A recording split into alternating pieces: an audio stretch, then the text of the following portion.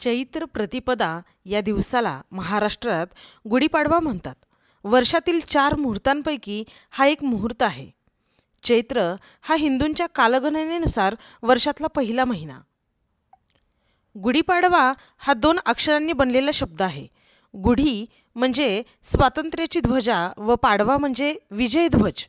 याच दिवशी ब्रह्मदेवाने जग उत्पन्न केले, सृष्टी निर्माण केली. प्रभू रामचंद्रांनी आपला 14 वर्षाचा वनवास संपवून रावणाचा वध करून याच दिवशी अयोध्या नगरीत प्रवेश केला. त्यावेळी लोकांनी गुढ्या तोरणे उभारून तो दिवस आनंदाने साजरा केला. तो हाच दिवस. पुराणांमध्ये दिलेली 60 संवत्सरे आहेत.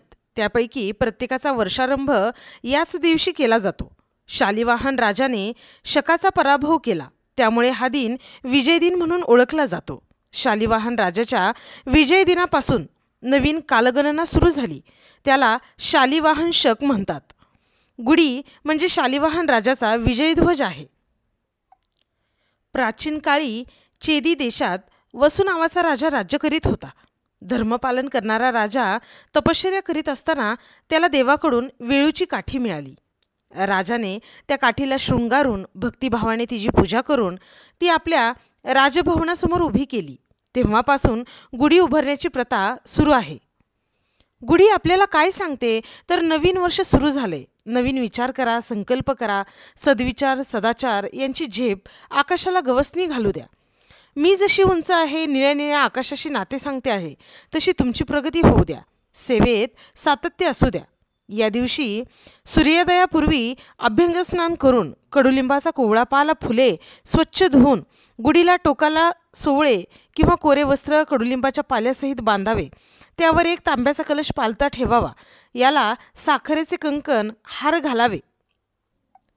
त्यानंतर ओम ब्रह्मध्वजाय नमः या मंत्राने गुढीची पंचोपचार पूजा करावी.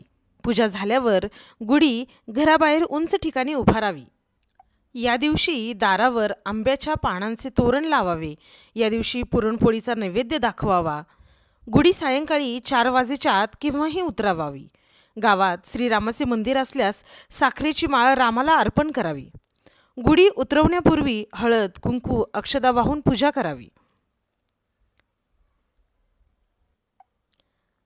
या सणाविषयी रामायणात अशी कथा आहे की प्रभू रामचंद्र, लक्ष्मण, सीता यांनी 14 वर्ष वनवासात काढली.